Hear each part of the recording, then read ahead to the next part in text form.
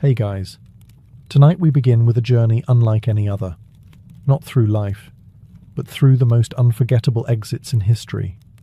The kind of deaths that make you gasp, shake your head and say, did that really happen? From ancient warriors who chose flames over surrender, to inventors taken out by their own inventions, history's most epic deaths are often as poetic as they are tragic. So before you get comfortable, take a moment to like the video and subscribe, but only if you genuinely enjoy what I do here. And let me know in the comments where you're tuning in from and what time it is for you. It's always fascinating to see who's joining us from around the world.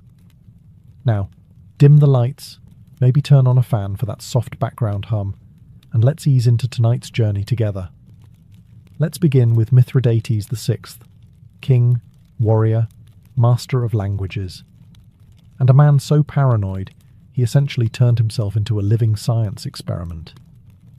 Ruling the kingdom of Pontus in the 1st century BCE, Mithridates lived in constant fear of assassination, which, to be fair, was a pretty rational fear for ancient monarchs. Poison was the medieval espresso shot, quick, easy, and very much in fashion at royal dinner parties. So what did he do?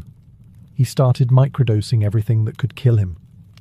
Hemlock, a pinch, arsenic, a dash, belladonna, just a taste. Over time, he built up what was believed to be near-total immunity. His personal apothecaries even created a legendary antidote called the Mithridatium, a cure-all concoction so potent, medieval doctors were still trying to replicate it over 1,000 years later. This man didn't just eat food, he dared it to try anything. But then came Rome. They didn't care about his science project. Rome wanted Pontus, and after a series of bloody conflicts, Mithridates found himself cornered. Betrayed, surrounded, and facing capture, the proud king decided he wouldn't give his enemies the satisfaction of parading him through the streets of Rome in chains. He reached for the poison, his old faithful friend, and nothing. After years of carefully inoculating himself against death, he was, in fact, immune to dying. At least the quiet, elegant kind. Like a chef who couldn't be burned, or a fish who forgot how to drown, Mithridates had outplayed his own exit strategy. With Romans breaking down the gates, he turned to one of his mercenaries and essentially said, "All right, Plan B, do it manually." And just like that, the king who outsmarted poisons fell to a good old-fashioned sword thrust. Sometimes death doesn't need to be clever, just consistent. Mithridates went down in history as the man who couldn't be killed chemically, but could still be stabbed like everyone else. It's almost poetic, really. A reminder that no matter how well you plan, fate always keeps a rusty blade nearby, just in case. Our next tale begins with a Viking, and like all good Viking stories, it includes beheading, bravado, and dental revenge. Meet Sigurd Eysteinsson, also known as Sigurd the Mighty, a Norse earl ruling over the Orkney Islands in the 9th century. Fierce in battle, proud of his conquests, and apparently not one for subtlety. Sigurd had a bit of a rivalry with a Scottish noble named Maelbrigte the Buck-Toothed, which, yes, is a real nickname, and yes, it will become disturbingly relevant. Tired of the back and forth, Sigurd challenged Brigte to a battle, each bringing 40 men. But Sigurd, in true Viking fashion, cheated. He brought 80. The math was not in Brigte's favour. The result? Total massacre. Sigurd beheaded Brigte in the chaos, and, in a bold move that can only be described as extra, tied the severed head to his saddle as a trophy on his victory ride home. This is where things go south. As Sigurd galloped through the countryside, feeling like a war god, Brigte's head bumped along beside him, swinging against the horse, and as fate would have it, one of Brigte's famously large teeth scraped Sigurd's leg. Just a scratch. Nothing to worry about, right? Wrong. This was the 9th century. There were no antibiotics, no Neosporin. not even a bandage. The wound became infected. Sigurd fell ill, and within days, he died. That's right, he was killed by the tooth of a man he had already beheaded. Bright didn't win the battle, but he definitely won the grudge match. It's the kind of story that feels like it belongs in a myth. A warrior punished for arrogance, felled by the smallest, most ironic detail. A literal bite from the past. And while Viking sagas are often filled with dramatic deaths, flaming ships, and curses from angry gods, few are as poetically absurd as this one. Sigurd rode home thinking he had won. Instead, he became the punchline in one of history's most bizarre obituaries. So let that be a lesson. Even in victory, check your saddle. And maybe don't strap enemy heads to your horse. You never know what teeth are plotting. Let's talk about Pyrrhus of Epirus, a man so good at winning battles that he lost entire wars just proving the point. This was no minor noble. Pyrrhus was the cousin of Alexander the Great, a military prodigy, and a persistent thorn in the side of Rome. He was known for Pyrrhic victories. That's when you technically win, but lose so much doing it that you might as well have stayed home and done laundry. After years of exhausting campaigns, heroic charges, and shouting at elephants to do what they were told, Pyrrhus ended up in Argos, trying to sort out yet another Greek political mess. It was late. He was tired. But honour, and bad decisions, demanded one more battle. So, in the dead of night, Pyrrhus led his troops into the city. But this wasn't a grand cinematic entrance. His elephants got stuck in narrow streets. His soldiers got lost. And by morning, Pyrrhus, the great general, was sword-fighting random enemies in an alley like a drunken tourist in armour. Now here's where fate sharpens its comedy pencil. Above the street, an elderly woman watched the chaos unfold from her rooftop. We don't know her name, but we do know this. She had opinions, and a roof tile. And she decided it was time to participate. With the casual accuracy of someone who had clearly thrown a few things before, probably at chickens, grandchildren, or other invading kings. She dropped the tile. Direct hit. The ceramic shingle clonked Pyrrhus on the head. He fell to the ground like a sack of old turnips. One of the enemy soldiers, either confused or opportunistic, rushed over and finished him off. Just like that, the man who survived Roman legions, Macedonian politics, and his own ego, was taken out by a Greek grandma and basic building supplies. No epic final duel. No glorious charge. Just a fatal encounter with bad roof maintenance. There's no statue for the woman. No official medal for best use of architectural debris in urban combat. But honestly, there should be. And Pyrrhus. He became a cautionary tale, a reminder that no matter how big your army is, gravity always wins. Next up is Grigory Rasputin, the Russian mystic, healer, and beard enthusiast, whose death has become the gold standard for overkill. Now, Rasputin was a problem, not just politically, but cosmically. He was like that one guy at a party who won't leave, won't stop talking about his spiritual visions, and has somehow hypnotized the host's wife and all her friends. Only in this case, the host was Tsarina Alexandra of Russia, and the party was a crumbling monarchy. Naturally, the Russian nobility wanted him gone. Politely at first, but Rasputin didn't do subtle, so they moved on to murder. Plan A.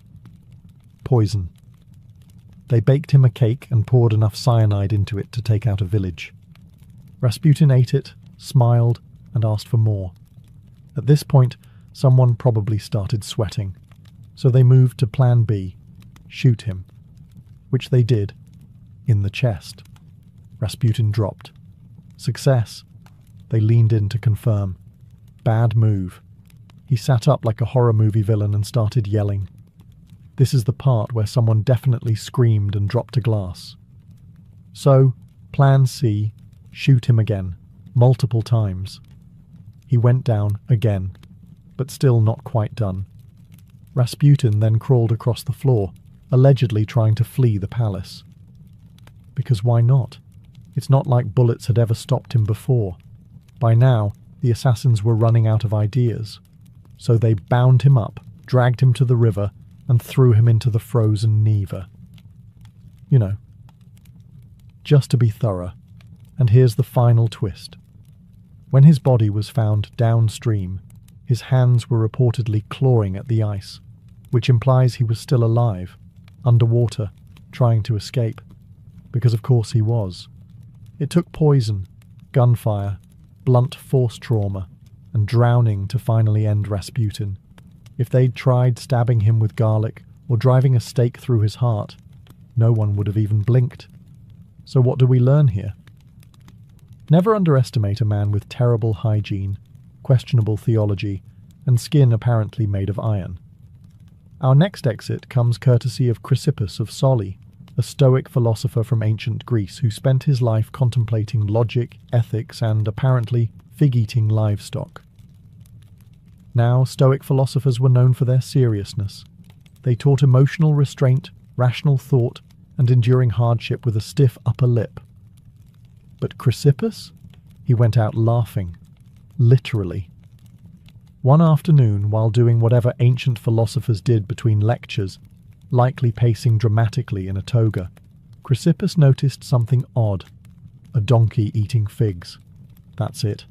That's the scene. But Chrysippus, clearly in a mood, turned to a servant and said, "Give that donkey a drink of wine to wash down the figs." And that's when it happened. He began to laugh, and he didn't stop. Not a polite chuckle, not a philosopher's smirk. A full-blown, chest-rattling, wheezing, gasping, tears-in-the-eyes laughing fit that ended in death. Yes, the man who could lecture for hours about the nature of the universe died, because he thought a donkey eating fruit and sipping wine was too funny to live through. To be clear, this wasn't the first time ancient Greek philosophers died in bizarre ways. One supposedly choked on a fig, another fell into a well while stargazing. But Chrysippus truly committed to the bit. Imagine the scene.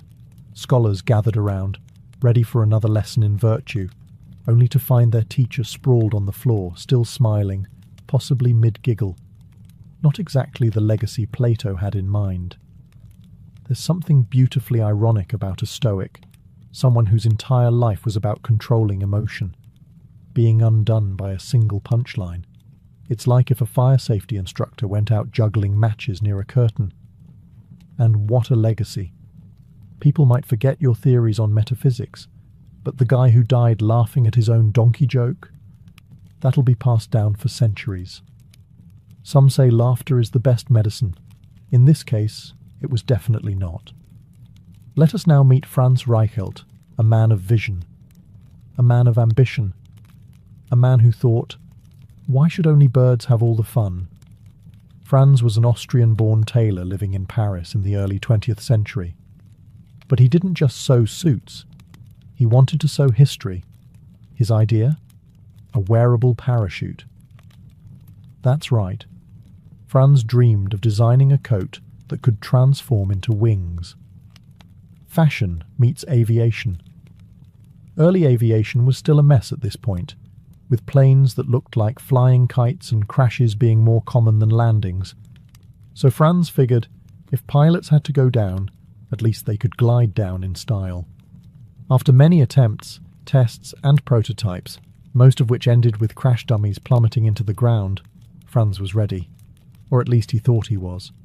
Despite friends and authorities begging him not to, he insisted on testing it himself. And what better stage for this dramatic debut than the Eiffel Tower? It was 1912. Franz arrived in full media flair, proudly wearing his flying coat. Reporters gathered, cameras rolled, even police were there, mostly hoping to stop him, but also somewhat curious. He climbed the tower, waved to the crowd, and stood on the ledge. And then he jumped. The parachute? It didn't open, not even a little. Franz fell straight down. like a tailor-shaped brick, and hit the ground at roughly, we don't measure speed in pain, miles per hour. He died instantly, leaving behind a crater, a twisted coat, and an uncomfortable silence among the spectators. It would have been a tragic end, if it weren't also so perfectly ironic. A man who tried to make falling safe by falling. He went out doing what he loved, inventing. Unfortunately, his final prototype also served as his final moment. And as cruel as history can be, it remembers him not as a tailor, not even as an inventor, but as the Flying Tailor. A man who aimed for the sky and made it to the ground instead. If you thought being a Roman emperor meant eternal glory, flowing togas, and grapes served on silver platters, let me introduce you to Valerian, the only Roman emperor who got captured in battle and then turned into furniture. Valerian ruled during the 3rd century CE, a time when the Roman Empire was cracking like an overcooked lasagna. Plagues, civil wars, barbarian invasions. It was bring your own chaos every year. Still, Valerian tried to hold it all together. One of his main challenges? The Persians, specifically a king named Shapur-Wam, who had absolutely no patience for Roman posturing. So Valerian gathered his army and marched east, determined to assert dominance. It did not go well. In the Battle of Edessa, the Roman army was obliterated, and Valerian was taken alive. A rarity back then. Capturing an emperor was like catching a unicorn in a bear trap. You'd think Shapur might ransom him or make a diplomatic power play. Nope. Shapur had a better idea. He used Valerian as a literal human footstool. That's right. Whenever Shapur mounted his horse, he had the former emperor brought out to kneel beneath his boots. Daily. Publicly. It's not just humiliation. It's humiliation with choreography. And just when you thought it couldn't get worse, it did. After years of this royal degradation, Valerian died in captivity. How? The sources disagree, but the most colourful version says Shapur had him skinned, stuffed with straw, and displayed as a war trophy in a Persian temple. A warning to Rome. A triumph for Persia. And, let's be honest, a taxidermist's worst day on the job. Rome, of course, was not pleased. They never officially acknowledged Valerian's fate. They acted like he just sort of disappeared. Probably sipping wine in retirement, right? Sure. But Valerian's fate stuck in the historical memory. A mighty emperor brought down by hubris, bad strategy, and a king with a very literal sense of humour. Say hello to King Adolf Frederick of Sweden, a monarch remembered less for ruling a nation and more for losing a duel with his own dinner. Adolf Frederick reigned during the 18th century, a relatively peaceful time in Swedish history. He wasn't known for waging wars, passing sweeping reforms, or writing philosophical treatises. No, he's famous for eating himself to death, and not metaphorically. This was not a poetic, devoured by ambition situation. This was a literal death by buffet. It was Fat Tuesday 1771, the last day before Lent. A perfect excuse to indulge. And King Adolf did not hold back. According to historical accounts, he consumed lobster caviar sauerkraut, smoked herring champagne, and 14 servings of his favourite dessert, semla. Now, if you've never had a semla, imagine a cardamom-spiced bun filled with almond paste and whipped cream, floating in warm milk. Delicious, fluffy, deceptively innocent. Unless you eat them 14 times in a row, in which case, they become a Viking curse in pastry form. After this heroic effort, the king reportedly complained of stomach pains, which, let's be honest, is the politest way history could phrase what must have been a full-body rebellion. Shortly after, he died. Cause of death? Digestive problems, they said.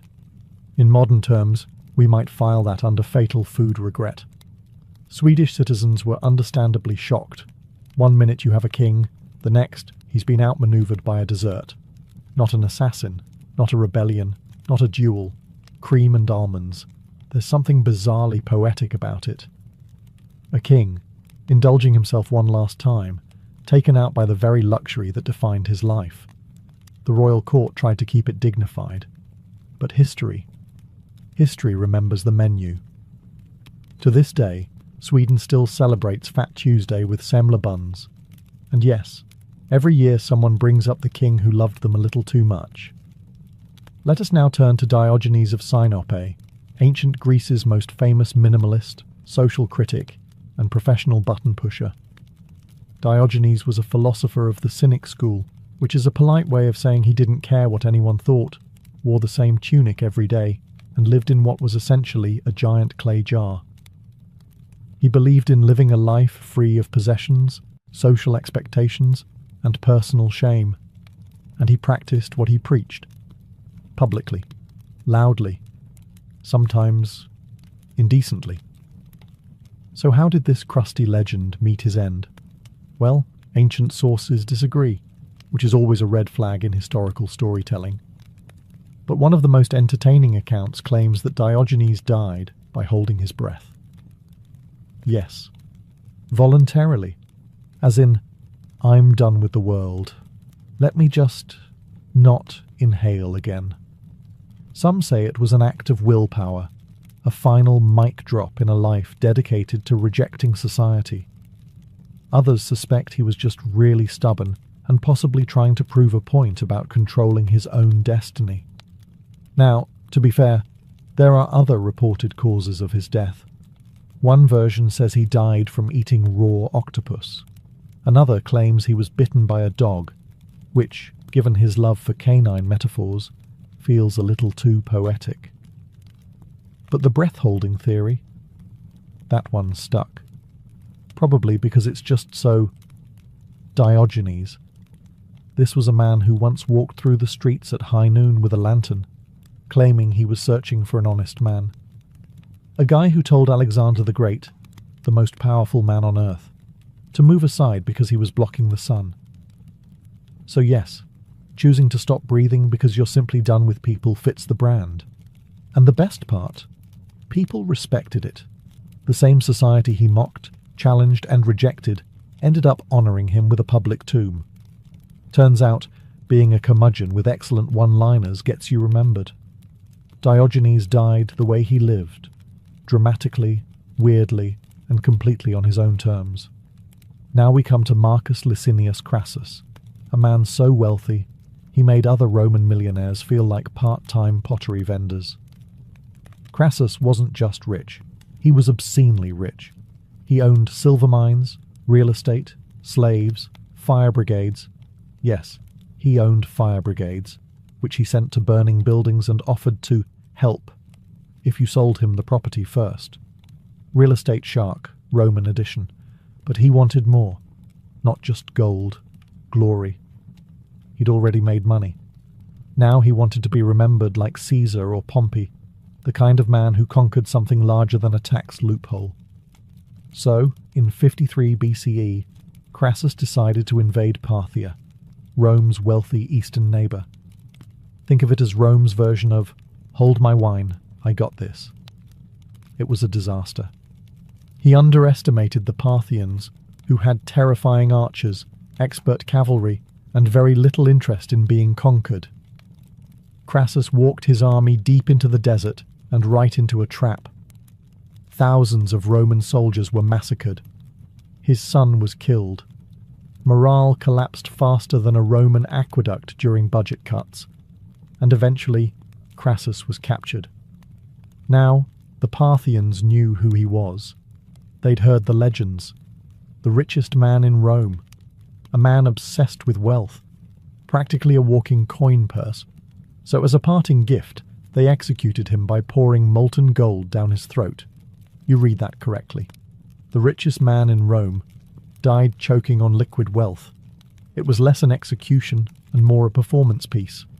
A brutal theatrical message. You wanted gold? Here, take it, all the way to your lungs. Some say it's myth, others say it's exaggerated, but even if it wasn't exactly how he died, the story spread like wildfire across Rome. And that's the thing with history. Sometimes it prefers poetic justice over boring truth. Crassus's golden demise became a cautionary tale, not just about greed, but about hubris, about flying too close to the sun while holding a bag of coins. If you've ever heard the phrase, "I am Spartacus," know that behind the meme and movie moment lies a man who quite literally fought until no one was left standing, including himself. Spartacus wasn't born a hero. He was a Thracian soldier, captured by Romans and tossed into the brutal, unforgiving world of gladiator schools, which were less Hogwarts for fighters and more daily beatings with occasional bread. He trained, he survived, and then he rebelled. In 73 BCE, along with about 70 fellow gladiators, Spartacus escaped using kitchen knives and whatever else wasn't nailed down. Within weeks, they had defeated Roman patrols and gathered thousands of runaway slaves and outcasts. It became a movement, a full-blown slave uprising, right in the heart of Rome's pride. For 2 years, Spartacus led this rebel army. They defeated trained legions, embarrassed Roman generals, and caused panic in the Senate. And through it all, Spartacus refused to be treated like a footnote. He wasn't just escaping, he was fighting back. But the Romans, unsurprisingly, don't enjoy being humiliated for long. Enter Marcus Licinius Crassus. Yes, molten gold throat Crassus from our last chapter, who was tasked with cleaning up the rebellion before it became a full revolution. Eventually, Spartacus and his army were cornered in southern Italy. Outnumbered, surrounded, supplies running low, no escape. But Spartacus didn't surrender. Instead, he did what Spartacus always did. He fought. According to ancient sources, he charged directly toward Crassus himself, slicing through soldiers like a man who had absolutely no interest in retiring quietly. He was wounded, reportedly stabbed multiple times, but kept fighting until he vanished in the crush of battle. His body was never found. No triumphal parade, no captured king on Roman steps. Just gone. And yet, his story endured. Rome crucified over 6,000 of his followers along the Appian Way as a warning. But they couldn't erase the fact that a man who started with kitchen knives had nearly broken their empire's pride. Spartacus didn't just die, he refused to fall. And that kind of ending leaves a louder echo than any emperor's throne. In the chaotic twilight of the Roman Republic, a time when senators plotted over wine and civil wars broke out during lunch breaks, one name flickers briefly before going out in spectacular fashion: Lucius Junius Brutus Damasippus. Now, Damasippus wasn't a household name, but he was a Roman general and a staunch supporter of Marius, one half of the infamous Marius v. Sulla rivalry. Think of it as Rome's version of a political debate, except instead of microphones, everyone had swords and backup legions. When Sulla returned from the east with his battle-hardened army, Rome braced for impact. Damasippus, loyal to the now-defeated Marians, was arrested during Sulla's brutal cleansing of his enemies, a political spring cleaning, except with significantly more blood and fewer dustpans. He was sentenced to execution, along with a handful of other high-profile prisoners. But here's where Damasippus earns his place in our list. As he and the others were being led to their deaths, one of the condemned men began sobbing, pleading for his life. Panicking, Damasippus turned to him and laughing said, "Why weep, fool? Did you not know what business we came here for?" And that was it. No grovelling, no final meal request, just a sardonic one-liner and a confident walk toward the blade. It's the kind of reaction that screams, "I've read the script and I don't need a rewrite." In an age when last words could be poetic, desperate, or full of regret, Damasippus chose dry sarcasm. He faced death like it was a dull committee meeting, mildly inconvenient, but nothing worth losing your dignity over. Was he a great general? Perhaps not. Did he change history? No. But he went out with more composure than most emperors, kings, or philosophers. And sometimes in history that's enough. He faced the end, not with fear, but with a shrug, a joke, and impeccable timing. If history had a most likely to be assassinated by lunchtime yearbook, Caligula would have been on the cover, in full laurel crown. Smiling, born Gaius Julius Caesar Germanicus, he started out promising. The Roman people loved him, the army adored him. He was the son of a war hero, raised in the imperial palace, and for a brief moment in 37 CE, he looked like Rome's golden boy. Then, the cheese slid entirely off the cracker. Caligula's reign spiraled into a fever dream of paranoia, delusion, and performance art-level governance. He declared himself a god, demanded to be worshipped as such, and, famously, appointed his horse, Incitatus, as a senator. Now, to be fair, the horse never attended a session, but he had a marble stable, a jewelled collar, and, allegedly, better table manners than most of the Senate. Caligula executed senators for blinking suspiciously, made war declarations on Poseidon, yes, the sea god, and once ordered his army to collect seashells as war trophies. This wasn't just madness. It was creative madness. Eventually, even his closest guards got tired of dodging his daily whims. His behaviour was unpredictable, his punishments theatrical, and Rome was tired of being ruled by a man who thought reality was optional. So, in 41 CE, a group of conspirators led by members of the Praetorian Guard, his own security detail, decided it was time for a performance of their own. They cornered him in a corridor beneath the palace. No speeches, no poetic farewells, just stabbing. Lots of it. One source says over 30 wounds were inflicted. That's not an assassination. That's a strongly worded group project. His body was dumped in a shallow grave. No honours, no state funeral, just the end of a man who once tried to replace statues of gods with statues of himself. And yet, Caligula is still remembered. Not for wisdom or reform, but for turning Rome into a circus and ruling it like a fever dream. He died as dramatically as he lived, surrounded by blades, betrayed by his own, and probably thinking, my horse could have run this place better. And, honestly, he might have been right. Few people in history have had a death as weirdly specific and wine-themed as George Plantagenet, Duke of Clarence. Now, if the name rings a bell, it's because George was smack in the middle of England's messiest family feud, the Wars of the Roses. Think of it as a 15th century version of Game of Thrones, except with more velvet hats and fewer dragons. George was the younger brother of King Edward IV, and the older brother of Richard III. Yes, that Richard III. And for a time, George was right in line for the throne. Unfortunately, George had two fatal flaws: ambition and a complete lack of self-preservation.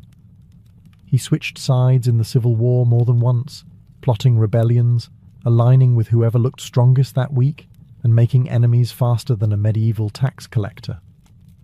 Eventually, King Edward, tired of George's constant backstabbing, sometimes literal, had him arrested for treason. Now, Edward faced a problem. How do you execute your own brother without making it look like a PR nightmare? Enter the weirdest royal death solution in English history. According to chroniclers, George was given a choice in how he'd like to die, and he supposedly picked being drowned in a barrel of Malmsey wine. Let that sink in. Not gallows, not axe, not even a respectable poisoning. A wine barrel, full of it, as if he wanted his obituary to read, "Died doing what he loved." Was this poetic? Ironic? A joke that went too far? Historians still argue about whether it really happened, or if it was a satirical flourish added later. But the image stuck. And honestly, even if it's exaggerated, it feels like something Clarence would have requested. Messy, extravagant, and mildly ridiculous.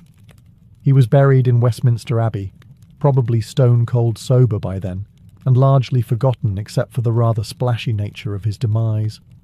So if you ever feel like your family has drama, just remember, at least no one's been accused of treason, sentenced to death by wine barrel, and turned into England's most drinkable cautionary tale. Now that's a vintage ending. To close out our journey of legendary exits, we arrive at a tale that proves brilliance is no defence against bad timing. The death of Archimedes, the greatest mind of ancient Greece, tragically felled by a guy who did not care about geometry. Archimedes was a mathematician, engineer, inventor. Basically the kind of guy who could glance at a puddle and discover fluid mechanics. He invented levers, pulleys, war machines, and once reportedly defended the city of Syracuse with giant mirrors that reflected sunlight to set Roman ships on fire. Whether or not that last bit is true, the man was undeniably sharp. Unfortunately, what he wasn't was social. In 212 BCE, the Romans finally captured Syracuse after a long and brutal siege. Soldiers poured into the city, looting, shouting, searching for enemies. And there, on the ground, bent over a diagram in the sand, was Archimedes. He was sketching, deep in thought, probably working out some eternal truth about spirals or catapults or how many camels it takes to fill a bath. A Roman soldier approached. Now most people, upon seeing a man with a sword, might stand up, greet him, maybe say, "Please don't kill me." But not Archimedes. Legend says he simply looked up and said, "Do not disturb my circles." That was it. No plea, no introduction, just a firm boundary about his geometry. The soldier, either offended, confused, or simply not a fan of math, killed him on the spot. A casual, almost bureaucratic end to one of the greatest minds in history. When the Roman general Marcellus found out, he was furious. He'd given strict orders that Archimedes be spared. The man was too valuable, too brilliant to waste. But alas, brilliance is no match for a confused foot soldier and a bad attitude. There's a strange poetry in it.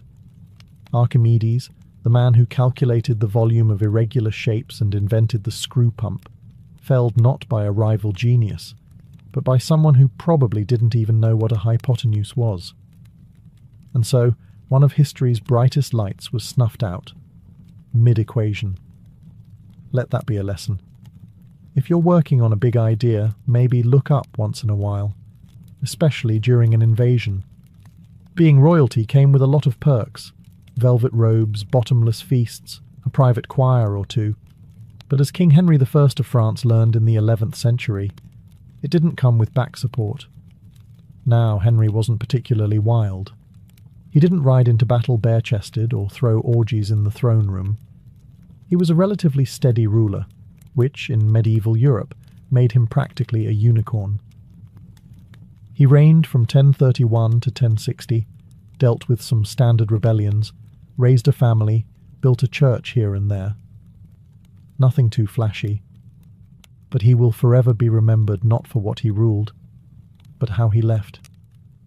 The story goes that one day, after sitting for a long time, perhaps in prayer, or more likely just after a really long royal meeting, King Henry stood up too quickly, and that was it. He collapsed. Possibly a stroke, possibly an aneurysm, possibly just gravity asserting dominance. Whatever it was, he died shortly afterward. To be fair, medicine in the 11th century wasn't exactly known for its diagnostic accuracy. The local physician probably waved some herbs over his chest, muttered something about bad humours, and recommended immediate bleeding. Spoiler: it didn't work. And thus, the King of France became one of the first recorded victims of what modern science might call orthostatic hypertension. That weird head rush you get when you stand up too fast and suddenly see stars. Only in his case, it wasn't just dizziness. It was the end credits. Now you might think that dying after standing up is a little too anticlimactic for a king. But consider the symbolism. A man who ruled for decades, made it through wars, plots, and plague, brought down by a swift change in posture. It's like history whispering, even kings aren't safe from leg cramps. In medieval Japan, where honor was often measured in sword strokes and dramatic exits, Sesshu Toyo chose a quieter legacy, one made of ink, silence, and extraordinary patience. Born in 1420, Sesshu was raised in a temple, trained as a Zen monk, and, like most monks, expected to follow a life of meditation, humility, and sweeping floors. Except Sesshu had a problem. He loved to draw. Constantly. Obsessively. Especially when he wasn't supposed to. There's even a famous story that as a child, when punished and tied up for neglecting his duties, he used his toe to draw a mouse on the floor so lifelike that the monks were reportedly startled. That's right. His detention doodles had jump scares. Sesshu later travelled to China to study ink painting at its source.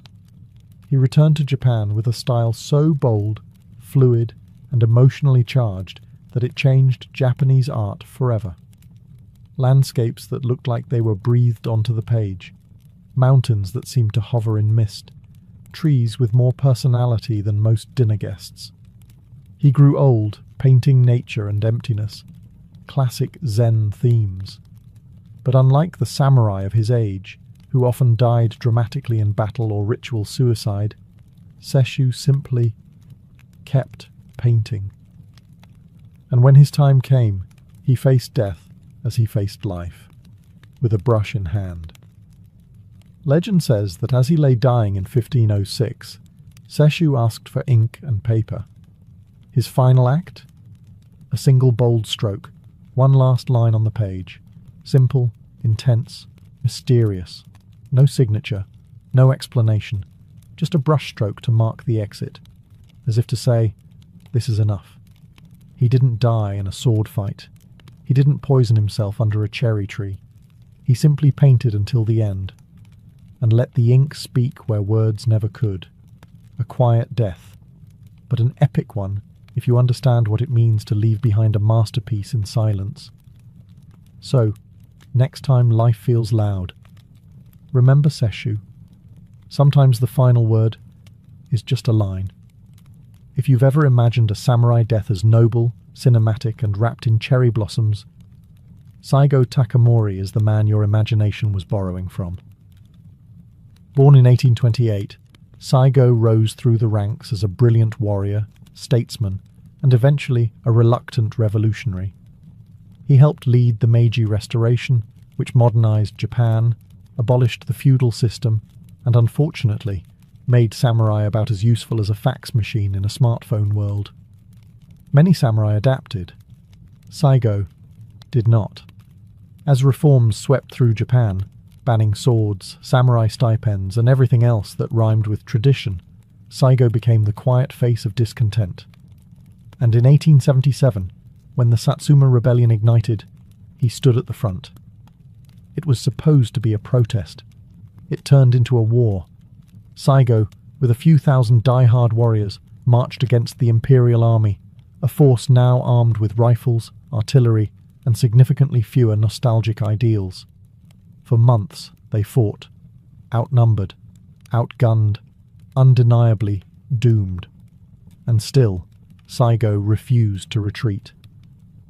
Eventually, at the Battle of Shiroyama, the final stand came. Surrounded, wounded, and watching his army crumble, Saigo turned to his remaining men. What followed is still debated. Did he commit seppuku, the ritual suicide of a samurai? Or was he too injured and asked a loyal follower to end it quickly? Either way, he died with his sword beside him, facing the future he helped build, but no longer belonged to. Japan mourned him, then immediately made him a legend. The government that defeated him eventually pardoned him posthumously, raised statues in his honor, and began telling schoolchildren how noble he was, as if they'd never aimed cannons at him in the first place. Saigo became the perfect tragic symbol, the man who fought for honor in a world that had moved on. Sometimes, you don't need to win to become immortal. You just need to lose like a legend. Jesse James wasn't just an outlaw. He was the poster child for American rebellion, the guy with a pistol in one hand and a train schedule in the other. Born in 1847 in Missouri, Jesse James started out as a Confederate guerrilla fighter, robbing Union soldiers and burning things that didn't belong to him. After the war, he figured, why stop now? And upgraded from rebel to full-time legend, leading the James Younger Gang on a decade-long crime spree of bank heists, stagecoach stick-ups, and train robberies across the American Midwest. To the newspapers, he was a hero. To the banks, a nightmare. To most lawmen, a walking target with a bounty big enough to cause trust issues in any friend group. Which brings us to Robert Ford, Jesse's so-called friend and gang member, who had recently been promised a pardon and a $10,000 reward for helping bring Jesse in. Dead or alive. In April 1882, Jesse James was hiding out in St. Joseph, Missouri, living under an alias. Robert Ford and his brother were staying with him, like roommates, but with more loaded weapons and fewer boundaries. On the morning of April 3rd, Jesse took off his guns, rare, and stepped up on a chair to dust a framed picture on the wall. A domestic moment. A little too peaceful. Ford took out his revolver, aimed at Jesse's back, and shot him in the head. Mid-sentence, mid-movement, mid-dusting. The legend of the Wild West fell from a chair with a household chore unfinished, which feels, somehow, both epic and incredibly mundane. Robert Ford expected to be hailed as a hero. Instead, he was widely despised. The public didn't love Jesse because he was good. They loved him because he was bold, and killing him like that?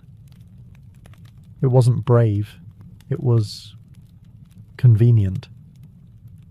Jesse James died not in a blaze of gunfire or a dramatic shootout, but in his socks, betrayed by a man drinking his coffee. Sometimes history isn't a duel at high noon. Sometimes it's just someone who turned their back, and someone else who couldn't resist the reward.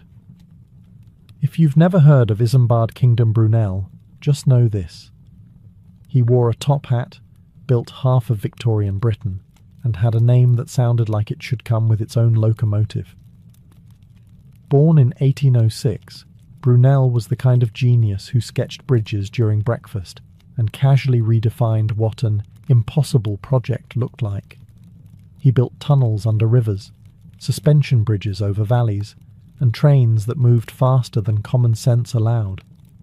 But his biggest dream? Ships. Big ones. Really big ones.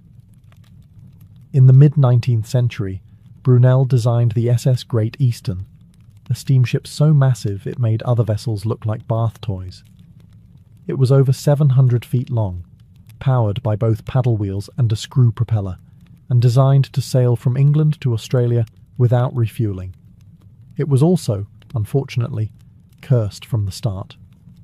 During its construction, workers died. Fires broke out. A launch attempt failed, twice. One man was literally glued inside a hull panel for days before being rescued. The ship was so heavy it had to be launched sideways, which sounds cool until you realize it almost flattened a warehouse. Brunel, already suffering from stress, chain-smoking cigars like they were oxygen, had a stroke during all of this. And not just anywhere, on the ship itself while watching a demonstration of a new engine room feature. Some say the stress killed him, others say it was the absurd weight of expectation. Either way, he died just days before the ship's maiden voyage in 1859. And here's the kicker. On that first journey, the ship exploded. A steam pipe ruptured. 6 people died. It survived the voyage, but the dream? Already cracked. Brunel's death wasn't as theatrical as a battlefield or betrayal, but it was poetic. He was undone by his own brilliance, pushing the limits of what humanity could build, and forgetting that physics and fate don't always cooperate. So, while most people are buried quietly, Brunel was effectively outlived by a floating skyscraper that nearly collapsed on top of his legacy. Still, bridges stand, tunnels hold, and the hat, iconic. Sometimes the most epic deaths happen when you dream a little too big, and reality doesn't blink. Cleopatra Selene II was born into a world ablaze with ambition, myth, and political warfare. Her mother was Cleopatra VII, last pharaoh of Egypt, who styled herself as the living goddess Isis. Her father was Mark Antony, Rome's famed general, a man torn between loyalty to the Republic and his love for Egypt's queen. From the moment of her birth in 40 BCE, Selene was more than just a child. She was a symbol, a living promise that Egypt and Rome could rule together, not as rivals, but as partners. She was born in Alexandria, the city of wonders. Imagine growing up under marble colonnades and towering obelisks, where priests chanted in ancient tongues and philosophers argued under star maps. The Library of Alexandria was still breathing, the cult of Isis still powerful. Selene, along with her twin brother Alexander Helios, received a royal education: Greek philosophy, Egyptian religion, and Roman politics. She learned to walk a line few could even see. But despite the incense and ceremony, she was also born into a political trap. Cleopatra and Antony had carved up the Eastern Mediterranean like a wedding cake, giving their children grand titles they had no real armies to back. Little Selene was crowned Queen of Cyrenaica and Libya before she could even speak. Her name meant moon, twin to her brother's sun. But the moon would soon have to learn how to survive in darkness. Back in Rome, Octavian, later Augustus, watched all of this with cold calculation. Antony's alliance with Cleopatra was more than scandalous. It was treasonous. When war broke out between Octavian and Antony, Selene's fate was sealed by adult choices she had no control over. At just 10 years old, she watched her world unravel. The Battle of Actium in 31 BCE ended in crushing defeat for her parents. Her father took his own life. Her mother followed, famously choosing a cobra's bite over a Roman parade. And then, everything changed. Selene, once cradled in gold, was now a prisoner. Orphaned. Captive of the very man who had destroyed her family. But she didn't scream. She didn't collapse. History doesn't give us her words, but it does show us her next move. She did what few royal children did in the wake of catastrophe. She survived. And that was only the beginning. After the dust of Alexandria settled, Cleopatra Selene, barely 10 years old, was taken across the Mediterranean as a war trophy. She arrived in Rome not as a princess, but as a symbol of Octavian's triumph. She and her brothers were paraded through the streets in a chilling spectacle. The children of Cleopatra and Mark Antony, now orphans, dressed in chains of gold, walking in the shadow of the man who had crushed their dynasty. Imagine that for a moment. The daughter of gods paraded like loot. The same streets where Julius Caesar had once been hailed were now her stage of humiliation. But Selene didn't cry. No records speak of weeping or rebellion. Instead, the Roman crowd, expecting a sobbing child, saw a young girl who carried herself with eerie poise. Some even say the crowd pitied her. And in Rome, pity could be more powerful than fear. Octavian, soon to be Augustus, wasn't stupid.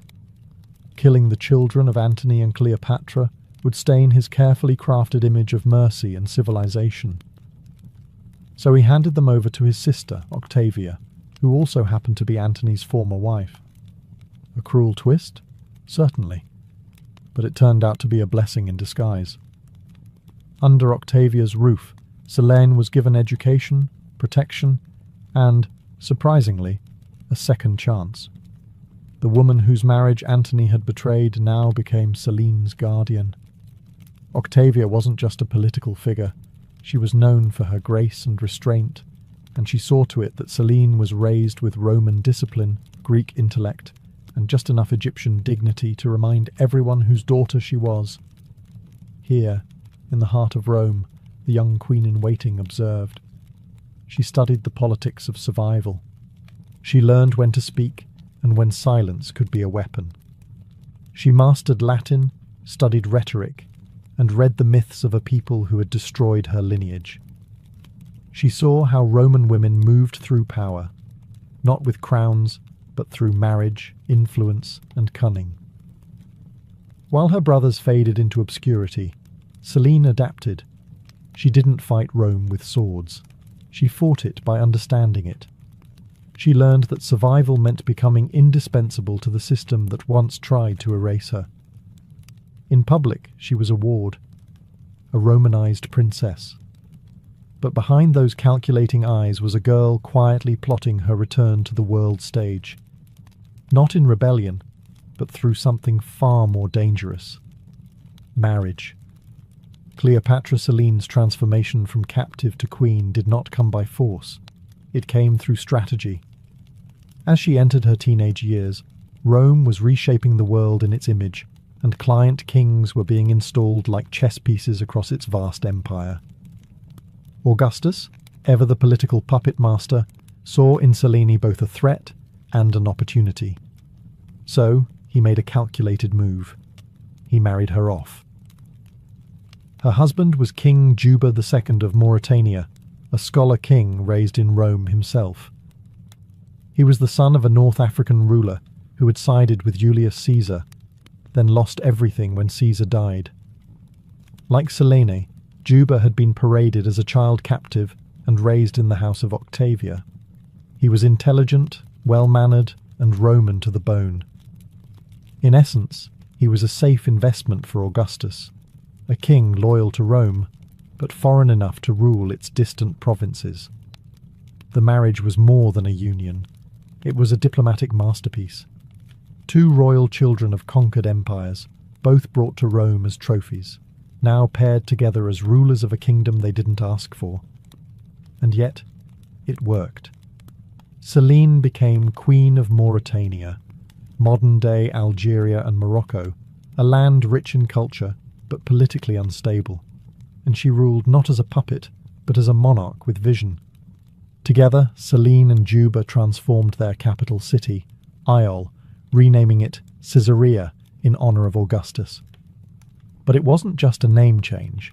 Under Selene's influence, the city bloomed into a vibrant blend of Egyptian opulence, Greek art, and Roman engineering. Temples rose, libraries were built, coins were minted bearing her image, wearing the solar crown of Egyptian royalty, subtle perhaps, but a powerful nod to her ancestry. Selene wasn't just playing queen, she was leaving her mark on an entire region. While Juba focused on diplomacy and writing, he fancied himself a historian and geographer. Selene brought statecraft. She managed trade, patronized the arts, and infused the kingdom with a hybrid identity that was unmistakably her own.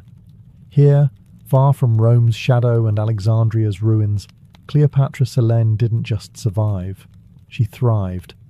Her life, once shattered by politics and bloodshed, had become something rare in the ancient world, a tale of quiet reclamation. She was no longer a symbol. She was a sovereign, and she wasn't finished yet. Cleopatra Selene was not content to be a ceremonial figure or a quiet consort to Juba II. She had been born into empire, tutored by tragedy and sharpened by humiliation. Now, with a throne beneath her and a kingdom at stake, she brought forth something Rome had never quite seen, a queen who blended three civilizations into one vision. Mauritania had always been a cultural crossroads. Berber tribes, Phoenician traders, and Carthaginian ghosts haunted its coasts. But under Selene, this mosaic became deliberate. She didn't impose Egyptian dominance, nor did she bow entirely to Roman tastes. Instead, she fused them, cleverly and intentionally.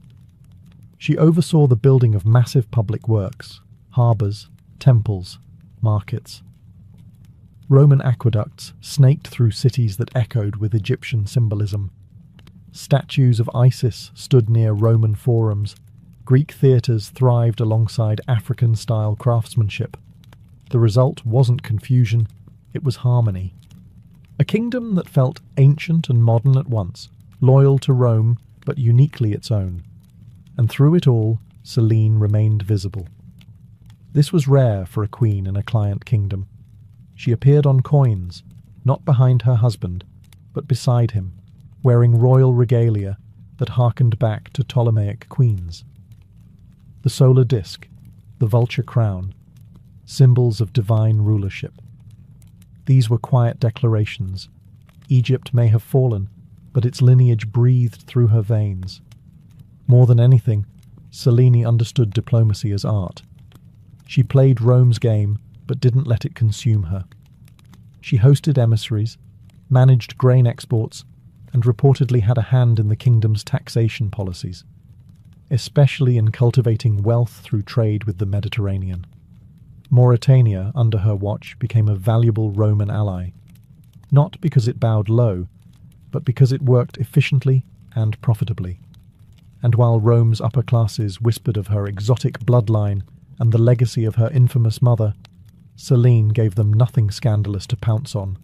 No affairs, no uprisings, just progress, balance, and quiet dominance. Yet, even in her success, the memory of Alexandria lingered. The collapse of her dynasty, the cobra in the basket, her father's sword, it never left her. But instead of reviving that fallen legacy, she encoded it into her rule. Her kingdom became a sanctuary of synthesis. She did not rebuild Egypt. She reimagined it, thousands of miles away, on Berber soil. And in doing so, she made Mauritania a dynasty of her own. Cleopatra Selene had always lived in the in-between.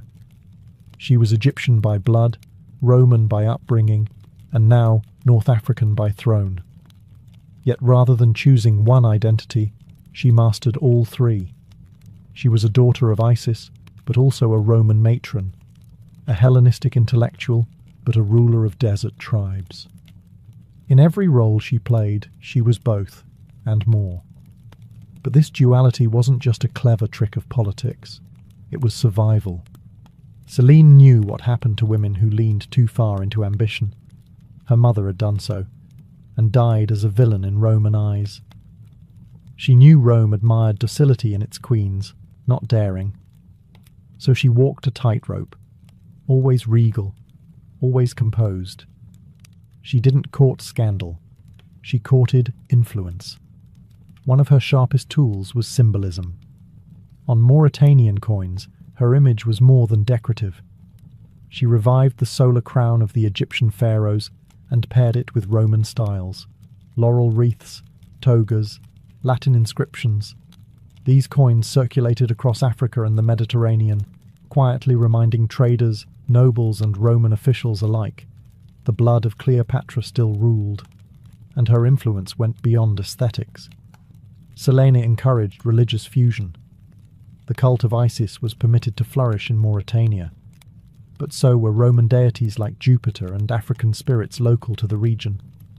This wasn't religious tolerance, it was political cohesion.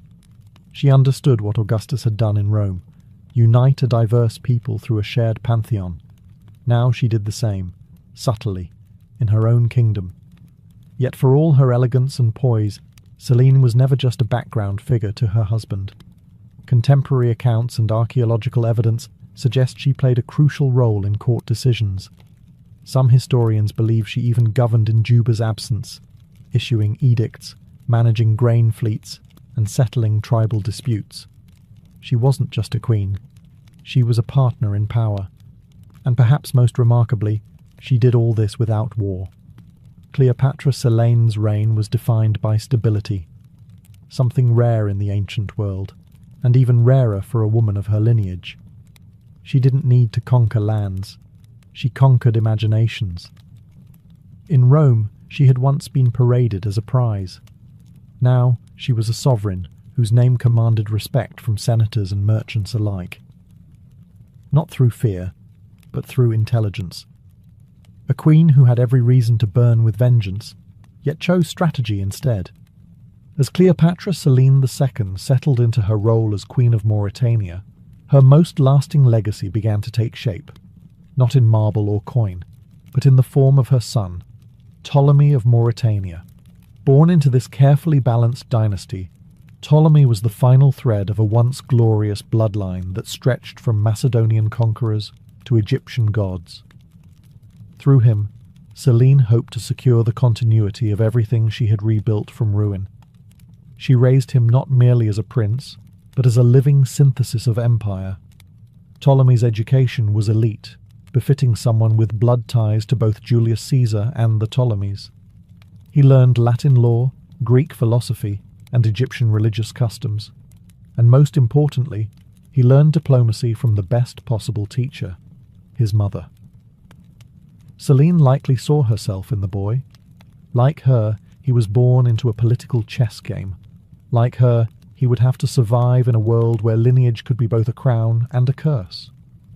But unlike her, Ptolemy had the benefit of stability, of growing up in a kingdom his mother had already moulded into a sanctuary of balance. Yet Selene wasn't naive. She had seen how quickly dynasties fall when heirs grow soft or reckless, so she prepared him. Not with swords, but with the tools of negotiation, politics, and culture. She ensured he would be fluent in the languages of power, literally and figuratively. But perhaps most fascinating is that Selene never tried to resurrect Egypt through her son. She knew better. The world had changed. Augustus ruled with iron control, and any attempt to revive old claims would be crushed. Instead, she quietly embedded Egypt into Mauritania's soul, through temples, imagery, customs, and passed that subtle legacy to Ptolemy. Her plan worked, at least for a time. Ptolemy eventually succeeded his father and ruled as king in his own right. Rome tolerated him, respected him, even granted him honorary consulship. He was treated like a prince of the blood, because that's exactly what he was. Through Ptolemy, Selene had done what her parents couldn't. She ensured the survival of their line without bloodshed. Her child wasn't a symbol of defeat, but of adaptation. And through him, her silent empire endured just a little longer. History often favours the loud, the conquerors, the revolutionaries, the mad emperors. But Cleopatra Selene left her legacy in whispers. No dramatic speeches survive, no scrolls filled with her philosophies. And yet, her fingerprints are everywhere, in the coins, the cities, the policies, and the quiet survival of a once doomed dynasty. As she entered the later years of her reign, Selene faded from Roman records. Some historians interpret this silence as political erasure. Others believe it was by her design. After all, visibility in Rome came with a price, especially for a woman with her ancestry. Perhaps she preferred to rule from the shadows, effective, invisible, and untouched by scandal. There are no records of scandal in her life. No betrayals, no affairs, no executions ordered in passion. That, in itself, is remarkable. Selene navigated a world defined by male egos, shifting alliances and cultural prejudice without once giving her enemies a foothold. She understood power not as something to flash, but to wield subtly. And perhaps that subtlety was her revenge. One of her most powerful acts may have been the absence of vengeance. Unlike her mother, she never sought to reclaim Egypt. She didn't challenge Augustus or agitate against Rome. Instead, she ensured that her people, those who had followed her from Alexandria or remembered the old gods, were given refuge in her hybrid kingdom. Archaeological findings suggest Mauritania, under her reign, saw a fusion of religious practices. Egyptian funerary art found alongside Roman mosaics, North African shrines dedicated to Isis nestled beside altars to Jupiter. It was a spiritual mosaic held together by her quiet hand. Even the capital city, Caesarea, bore her influence. While named after Augustus, its soul reflected her. Public works flourished, architecture carried Hellenistic elegance, and local crafts were elevated to state-sponsored prestige. She wasn't rebuilding Alexandria. She was outgrowing it. And yet, there was always the memory of her mother, glorified and vilified, of her father, disgraced and fallen, of a city lost, a dynasty ended, and a bloodline nearly erased. Selene didn't speak of these things. History doesn't give her voice. But she didn't need to. Her silence was a language of its own. Every policy she made, every temple she funded, every symbol she wore was a sentence in an unwritten memoir. The world forgot her words, but it remembered her results. And then, she was gone. Cleopatra Selene II, queen, daughter of two legends, ruler of a kingdom crafted in cultural gold, simply disappears from the record. No triumphant obituary, no preserved tomb. No Roman historian thought her final days worth documenting. For someone born amid fireworks of history, her end came like a fading candle. We can estimate her death around 5 BCE, based on the abrupt absence of her name from official documents and coinage. One day she was co-ruling Mauritania. The next, only Juba Tito appeared on the currency.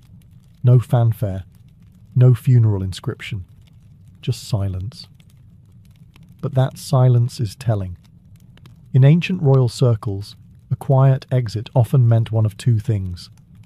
Either she died naturally and was mourned in private, or someone had reasons to erase her. And considering the political tightrope she walked for decades, both are possible. Still, there's no hint of scandal. Juba continued to rule after her death, but Mauritania never shone as brightly again. He married again, to Glaphyra, a Cappadocian princess. But that marriage ended quickly, and with far less legacy. Juba wrote books, governed dutifully, but something about the realm seemed dimmer.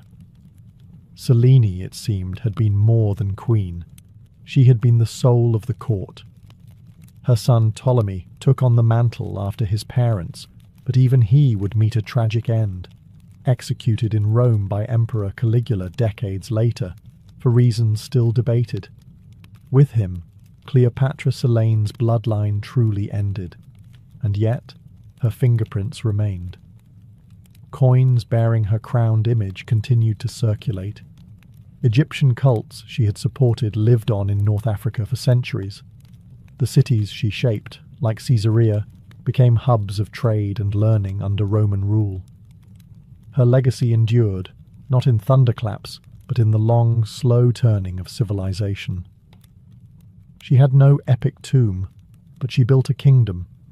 She left no famous speeches, but her policies changed lives. She raised no armies, but she conquered the chaos left by her parents and turned it into order. Cleopatra Selene vanished from the page, but only because she had already etched herself into the fabric of empire. And maybe that was her final act of brilliance, to vanish not as a victim of history, but as its architect. Cleopatra Selene II may have died in silence, but her story didn't end there. Her legacy lived on through her son, Ptolemy of Mauritania, a prince who embodied centuries of ambition, myth, and survival. He was the last known descendant of the Ptolemaic dynasty, the final living echo of Alexander the Great's generals and Egyptian pharaohs. Raised in the polished world his mother helped build, Ptolemy inherited not just a kingdom, but a delicate political legacy. He was young, wealthy, and Romanized, fluent in Greek, Latin, and diplomacy. His reign in Mauritania, though not as transformative as his mother's, was marked by continued prosperity and loyalty to Rome. But he walked a dangerous line, a client king with royal blood too grand for Rome to ignore. Initially, he played his role well. Augustus had granted him the rank of Roman senator, and later emperors welcomed him at court. He was praised for his wealth, his generosity, and his elegant lifestyle. The man wore purple, as was his right, and dined with emperors. But with every nod of favour came a whisper of envy. Ptolemy had what many Roman nobles feared, ancient legitimacy, and Rome, especially under unstable rulers, never trusted legacy. His downfall came under Caligula, the notoriously erratic emperor. Ptolemy visited Rome around 40 CE, reportedly dressed in regal splendour, perhaps too much for Caligula's fragile ego. According to ancient sources, Caligula said, "There is only room for one king in Rome." Soon after, Ptolemy was executed. No trial, no war, just sudden erasure. With his death, the dynasty of Cleopatra, of Alexander, of Isis herself, was finally extinguished. The bloodline that once ruled the most learned city on earth ended not with a battle or rebellion, but a paranoid emperor's whim. But Ptolemy's death, like his mother's, didn't erase their influence. Mauritania was annexed and reorganized into a Roman province, but it carried the blueprint Selene had drawn: cities, temples, hybrid traditions. Even in death she shaped the land. And though Rome tried to bury the dynasty, it never quite succeeded. The Ptolemies became myth. Cleopatra Selene, once paraded as a spoil of war, had outlived her enemies through legacy, culture, and her son's brief but glittering flame. The last Ptolemy fell, but the world he inherited still bore her name, her symbols, and her silent strength. Before the age of printed books, before the ink-drenched scrolls of Alexandria, there was clay, cold, heavy, and oddly eternal. And atop that clay, scratched in cuneiform, sat the earliest known library in human history, built by a king who wanted to be remembered not for conquest, but for knowledge. Welcome to Nineveh. The year is around 650 BCE. The king is Ashurbanipal, ruler of the Neo-Assyrian Empire and self-proclaimed king of the world. But unlike most rulers of his time, Ashurbanipal wasn't satisfied with temples and war trophies. He wanted something more profound, a vault for all human wisdom. In the heart of his palace complex, he ordered the creation of a massive repository of knowledge. The library of Ashurbanipal was no mere storage closet. It was a deliberate project to collect, organize, and protect the intellectual heritage of Mesopotamia. And by collect, we mean confiscate, copy, and catalogue. Royal agents were dispatched across the empire, demanding texts from priests, scholars, and scribes. By the time the library neared completion, it held over 30,000 clay tablets. Medicine, astrology, religious rituals, royal decrees, legal codes, dictionaries, even love poems and exorcism instructions. And among them sat the oldest known version of the Epic of Gilgamesh, inscribed in careful lines on baked clay. Each tablet was labelled and categorized, shelved in separate rooms by genre and function. Ashurbanipal's library even included a primitive referencing system, labels etched into the tablets noting where each text belonged. You could call it a proto-catalogue, long before librarians invented card systems. And Ashurbanipal, he read them, or at least claimed to.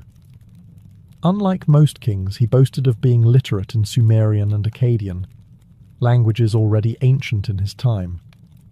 His inscriptions declare, "I have read the cunningly written tablets of Sumer and the obscure Akkadian language which is hard to master."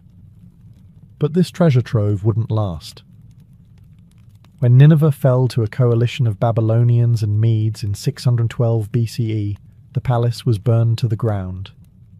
Ironically, that fire preserved many tablets by baking them hard, locking their texts in time. Thousands of years later, archaeologists unearthed the scorched remains. And in that silence, they found a king's dream, a clay time capsule of human memory, stubbornly refusing to disappear. While Assyria carved knowledge into clay, the Egyptians etched their wisdom into something far more elegant: papyrus. And with it, they built some of the world's earliest literary sanctuaries, the House of Life, a fusion of temple, scriptorium, and archive. These weren't public libraries in the modern sense, but sacred spaces where priests, scribes, and scholars safeguarded the secrets of civilization. Located in major temple complexes like Abydos, Thebes, and Edfu, the House of Life was considered a living institution, intimately tied to the gods, especially Thoth, the deity of wisdom, writing, and magic. Inside, scribes meticulously copied texts by hand: mythological hymns, funerary spells, astronomical records, medical manuals, legal documents, and administrative rolls. Each scroll was believed to carry not just words, but divine power. The work was slow, repetitive, and sacred. Scribes were trained from childhood in the art of hieroglyphs and hieratic script. A mistake wasn't just a scribal error, it was a spiritual failure, and papyrus, fragile and precious, could only be stored in dry, carefully managed conditions. Scrolls were kept in wooden boxes, or in ceramic jars, labelled with string and tags. Each House of Life had its own classification system, although none survive in full detail. Perhaps the most famous example was at Per-Ankh in Thebes, where royal medical texts were copied and preserved for generations. It's likely where the Ebers Papyrus, an ancient Egyptian medical treatise filled with remedies, incantations, and surgical guidance, was produced and transmitted. But access to these libraries was highly restricted. They were not places of public enlightenment, but elite workshops for priests and royal advisors. Knowledge in Egypt was power, and power was guarded jealously. What you knew could determine your social rank, your religious role, or your fate in the afterlife, especially when your knowledge included spells from the Book of the Dead. And yet, these institutions served as bridges, linking one generation of scribes to the next, preserving Egypt's cultural identity through conquest, drought, and dynastic change. When invaders came, Persians, Greeks, Romans, the Houses of Life faded. Their scrolls vanished, burned, or rotted, but fragments survive in tombs, buried with mummies, or scattered through trade. Whispered in ink on brittle papyrus, ancient Egypt's wisdom didn't vanish entirely. It just slipped between the cracks of history, waiting to be unrolled. Long before modern catalogues, Babylon had its own information empire, one built on bricks, stars, and divine order. While Ashurbanipal's library was the most famous, Babylon's own centers of learning stretched across temples, ziggurats, and royal courts. Here, libraries weren't just collections of texts, they were cosmological blueprints, storing the secrets of gods, calendars, and kings. At the heart of Babylon's scholarly life were the temples of Esagila and Iszida, home to priest-scholars known as Umanu. These men weren't just scribes, they were mathematicians, astronomers, healers, and astrologers, and their libraries were compact, durable, and incredibly specific. Clay tablets filled with lists, omens, rituals, and calculations were carefully stacked in clay jars or pigeonholed into walls like ancient filing cabinets. One of the most remarkable Babylonian contributions was the Enuma Anu Enlil, a vast collection of celestial omens. It recorded thousands of years of star and planet observations, linked with predictions about war, plague, or prosperity. These texts weren't simply academic. They were consulted before royal decisions, battles, and even coronations. In a world ruled by signs, these tablets were oracles. And Babylon didn't stop with astronomy. Their libraries contained mathematical texts that demonstrate complex geometry and early algebra. The Plimpton 322 tablet, for instance, contains trigonometric calculations that predate Greek mathematics by over 1,000 years. To modern scholars, it reads like the rough draft of a calculus textbook. Babylonian scribes used a system of colophons, tiny notes at the end of tablets, that told you the scribe's name, the source, and sometimes warnings against stealing or misusing the knowledge. These weren't just records. They were intellectual property claims in the ancient world. But as Babylon passed from one conqueror to another, Hittites, Persians, Greeks, the libraries fell into decline. Many tablets were looted or broken, their fragments scattered in layers of rubble beneath centuries of dust. The dry climate preserved some, but most were buried and forgotten, until the 19th century excavations unearthed thousands of them. Even broken, these tablets spoke. In pieces no bigger than a palm, they held recipes, laws, spells, and the motions of stars. They proved that long before Aristotle or Euclid, the people of Mesopotamia had built a knowledge system both practical and poetic. Babylon's shelves may have crumbled, but its clay voices still whisper from the ruins. If knowledge had a capital in the ancient world, it was Alexandria. Founded by Alexander the Great and ruled by his successors, the Ptolemies, this Egyptian-Greek city became the beacon of ancient scholarship, and its heart was the great library of Alexandria. Built in the 3rd century BCE within the temple complex known as the Mouseion, a sanctuary for the Muses, the Library of Alexandria was more than a building. It was a dream, to collect every book, scroll, and scrap of knowledge the world had to offer. It wasn't a quiet room for local scholars. It was an intellectual empire. Under kings like Ptolemy the Pham and Ptolemy II, agents were sent across the Mediterranean to buy or copy scrolls from every port. Ships that docked in Alexandria were searched, and any scrolls on board were seized, copied, and stored. Even foreign works, Hebrew scriptures, Indian treatises, Babylonian astronomy, were translated into Greek. Estimates suggest the library may have held between 400,000 to 700,000 scrolls. These covered philosophy, medicine, engineering, poetry, botany, history, everything. Homer's works were edited here. Archimedes' ideas passed through its walls. Even Eratosthenes, the librarian, used it to calculate the Earth's circumference with remarkable accuracy. The library wasn't just about collection, it was about correction. Scholars here compared versions of texts, identified errors, and created the earliest critical editions.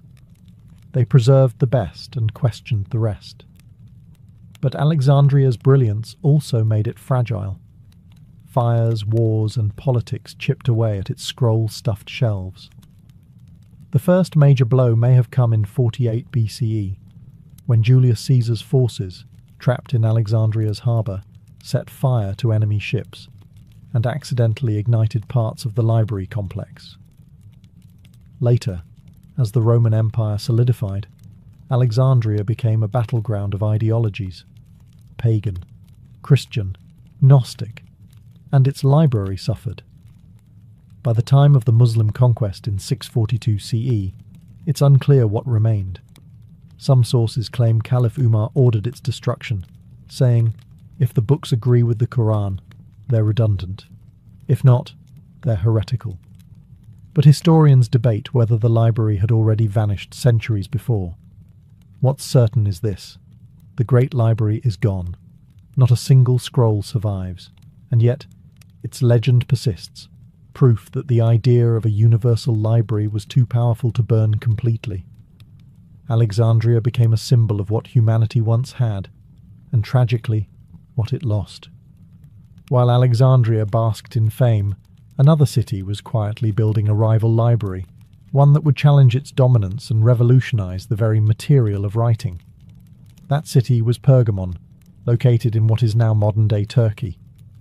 Under the rule of the Attalid dynasty in the 3rd and 2nd centuries BCE, Pergamon became a cultural powerhouse, and at its centre stood the Library of Pergamon. Founded by King Eumenes II, the library was said to house over 200,000 scrolls, making it second only to Alexandria. But it wasn't just about the numbers. Pergamon emphasized quality, carefully curated texts, pristine organization, and a scholarly environment that nurtured philosophical thought, medical advancement, and historical documentation. And it had one critical advantage: parchment. Legend has it that when the Ptolemies of Egypt heard of Pergamon's rise, they banned the export of papyrus to starve their rival of writing material. Pergamon responded by refining the use of animal skin, pergamenum, or parchment. This wasn't entirely new, but Pergamon's scribes elevated it into a durable, reusable, and smoother surface, more resistant to moisture than papyrus. This technological leap changed everything. Scrolls became sturdier, longer lasting, and eventually more portable. It was a pivotal moment in the evolution from scroll to codex, the precursor of the modern book. The Library of Pergamon wasn't just a depository, it was a scholarly hive. It attracted philosophers of the Stoic and Peripatetic schools and supported advances in medicine, including early surgical studies. Galen, one of antiquity's most famous physicians, was born in Pergamon and may have studied texts from the library itself. The competition between Pergamon and Alexandria created a kind of intellectual arms race. Scholars were lured with salaries, housing, and prestige. Rulers became patrons of erudition, and cities competed not in war, but in wisdom. It was, for a brief time, a golden age of collection and conservation. Eventually, Pergamon's scrolls would meet a strange fate. When Mark Antony married Cleopatra, he reportedly gifted Pergamon's library, scrolls and all, to Alexandria as a gesture of love. Whether this tale is truth or myth, it symbolizes how closely tied these repositories of wisdom were to power, empire, and romance. Though Pergamon's library no longer stands, its legacy lives on in every bound book. Its parchment outlasted empires. Its scrolls may have been lost, but its innovations rewrote history, literally. While the Mediterranean world was trading scrolls and perfecting parchment, across the globe, ancient China was building its own literary empire, one rooted not in myth or firelight, but in bureaucracy, history, and an unwavering respect for the written word. The libraries of the Han Dynasty, 206 BCE, 220 CE, weren't just storehouses of knowledge.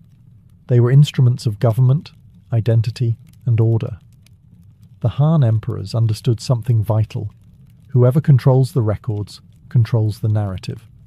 So they created an imperial effort to collect, copy, and standardize texts. This was not just about preserving classics, it was about shaping culture. Confucianism had become the state ideology, and its foundational texts, like the Analects, Book of Rites, and Book of Documents, were meticulously curated and enshrined in imperial libraries. The most notable of these was the Imperial Library at Chang'an, the Han capital. Unlike the Library of Alexandria, it was not open to wandering scholars. It was a state archive, overseen by court historians, scholars, and scribes. Within its walls were not only literary works, but also census records, astronomical observations, maps, legal codes, and genealogies. Every stroke of ink on bamboo strips or silk scrolls was backed by the weight of empire. One of the most influential librarians in history emerged from this system. Liu Xiang, a Han scholar tasked with organizing the imperial collection. He didn't just catalogue books, he edited and annotated them, often deciding which versions of texts would survive. His son, Liu Xin, continued the work and developed one of the earliest classification systems, grouping texts into 6 major categories: classics, philosophy, poetry, warfare, medicine, and divination. These efforts were not without risk. During the preceding Qin dynasty, the infamous burning of books and burying of scholars had wiped out thousands of ancient works. The Han knew the stakes. Their libraries were an act of recovery, a cultural resurrection from ashes. But the format was fragile. Early texts were written on bamboo slips tied together with string, vulnerable to fire, mould, and time. Others were inked onto silk, delicate and costly. Still, thanks to the Han, a great portion of China's classical heritage was salvaged. The imperial libraries were less mythologized than Alexandria, but in practice, they may have preserved far more. In China, the pen didn't just rival the sword, it archived it.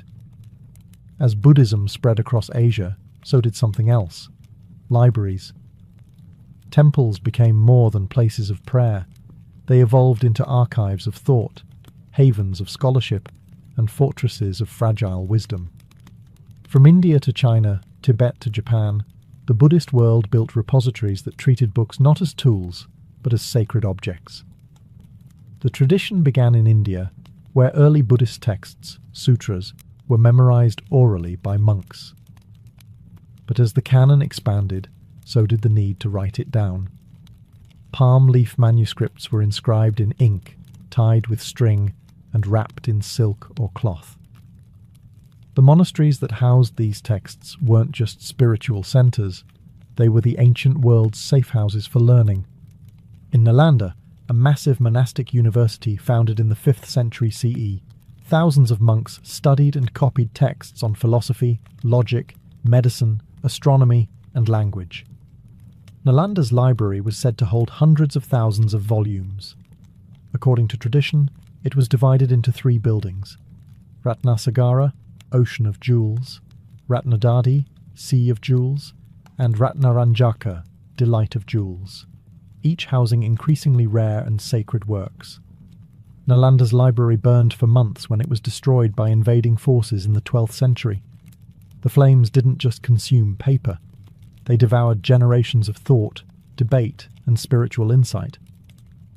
Meanwhile, in Tibet, Buddhist libraries took on an even more mystical role. Texts were often engraved onto wooden printing blocks or preserved in hand-copied manuscripts. Entire rooms were filled with Kangyur, the Buddha's words, and Tengyur, commentaries, wrapped in cloth and stored horizontally in shelves built into monastery walls. Each manuscript was a relic. To copy one was an act of devotion. In China and Japan, Buddhist libraries adopted local innovations. The invention of woodblock printing in China allowed for the mass production of sutras, and Japan's Ishiyamadera Temple became a hub for storing thousands of scrolls. Monks often buried sacred texts in stone containers, sutra mounds, to protect them from war or decay, believing the words would emerge again in a future, more enlightened age. In the Buddhist world, libraries weren't just places, they were acts of compassion. Preserving a text was preserving the Dharma. Shelves were altars. Ink was prayer. These sacred libraries may have been quiet, but their influence resonated across continents, carrying peace, logic, and enlightenment, one manuscript at a time. When we imagine ancient libraries, we often think of scrolls and parchment, temples and marble. But across the oceans, in the Americas, civilizations were building their own repositories of knowledge. Fragile, beautiful, and largely destroyed before they could be studied. What we lost in the Maya, Aztec, and Inca libraries is not just text, it's an entire world view. The Maya were among the most literate pre-Columbian cultures. They developed a complex writing system of glyphs, combining logograms and syllables, used to record astronomy, rituals, history, and cosmology. Their books, known as codices, were made from bark paper covered in white lime and folded like a screen. These codices were painted in vibrant colours, filled with precision and symbolism, and stored in temple vaults and royal libraries. At their peak, the Maya likely possessed hundreds, if not thousands, of codices. But when the Spanish arrived, most were declared heretical and burned by missionaries. The most infamous case was Bishop Diego de Landa, who ordered vast quantities of Maya books destroyed in 1562. He later wrote, "We found a large number of books in these characters, and since they contained nothing in which were not to be seen as superstition and lies of the devil, we burned them all." Only 4 Maya codices survive today. The Aztecs too maintained vast archives of Amoxtin, books written on deerskin, agave fibers, or bark paper, These included calendars, tribute records, histories, and myths. Scribes known as tlaquilos painted intricate glyphs and symbols using natural pigments, creating living documents that were part sacred, part administrative. These libraries were often housed in royal palaces and temple complexes.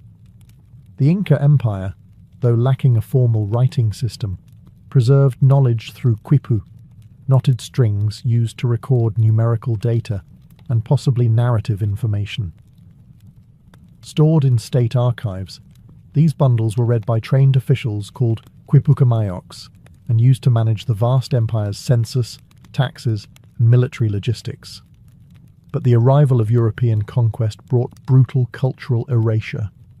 Libraries were torched, quipu burned or buried, and entire intellectual traditions silenced within a generation. Unlike Alexandria or Nineveh, there were no great fires we can point to, just waves of colonial policy and missionary zeal that erased centuries of wisdom. The libraries of the Americas didn't just vanish, they were deliberately unremembered. And the silence they left behind still echoes, louder than words. The story of ancient libraries is not just a tale of preservation, it's a tragic chronicle of loss. Ashurbanipal's clay tablets survived only because fire accidentally baked them solid. The scrolls of Alexandria vanished into smoke. The Maya codices were burned by fearful hands. The Buddhist texts of Nalanda turned to ash under invasion. Time, conquest, and neglect conspired again and again to erase what was once considered eternal.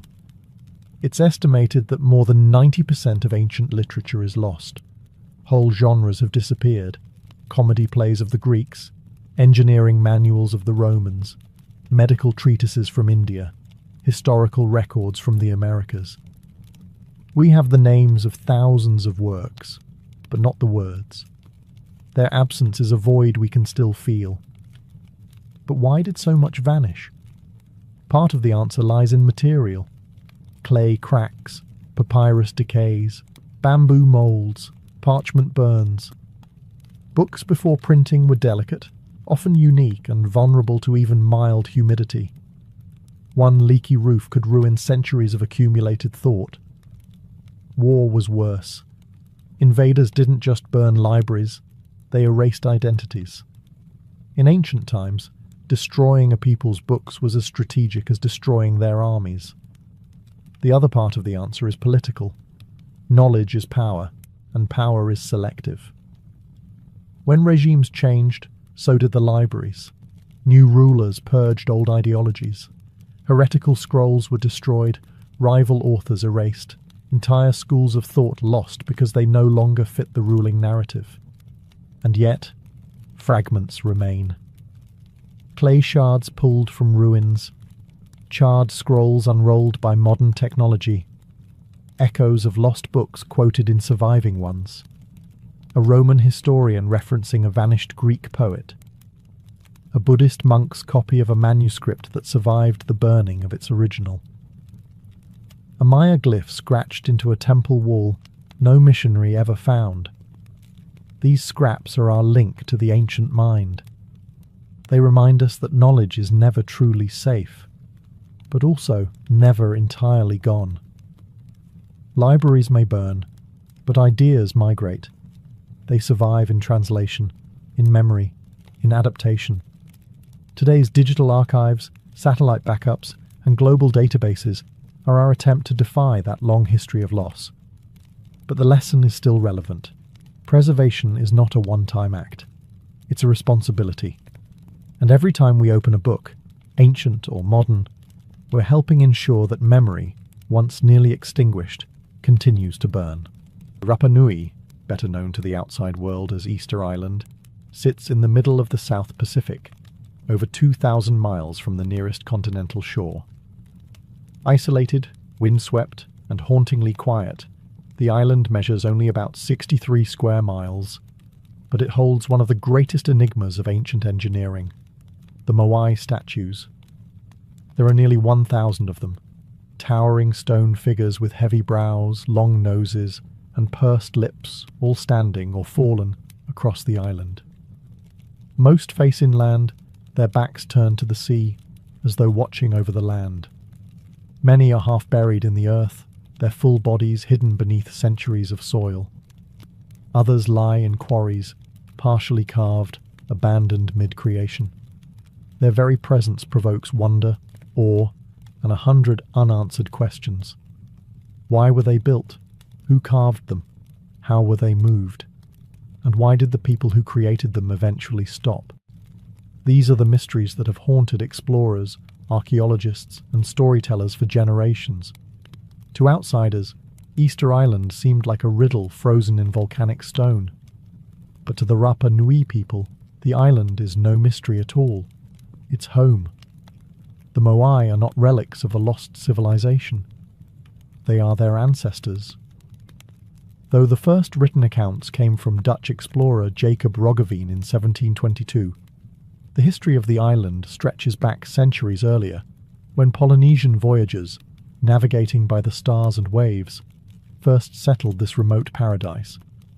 They named it Rapa Nui, meaning Great Rapa, and built a society rooted in deep spiritual tradition, clan identity, and a sacred connection between the living and the dead. The Moai were carved not as idols to be worshipped, but as living vessels of ancestral mana, spiritual energy. Each one represented a deified chief or important ancestor, standing watch over their descendants. The statues weren't just art. They were guardians, mediators between the heavens and the soil. But time, like the sea, is relentless. By the time European sails appeared on the horizon, the island's society had changed. The statues were toppled, the forests were gone, and what remained was a whisper of what once stood tall. And so Rapa Nui became a question mark in stone, its meaning not lost, but buried under centuries of silence. Long before the Moai stood sentry over the island's hills, the land was untouched, lush, forested, and silent, with only the cries of seabirds echoing over its volcanic slopes.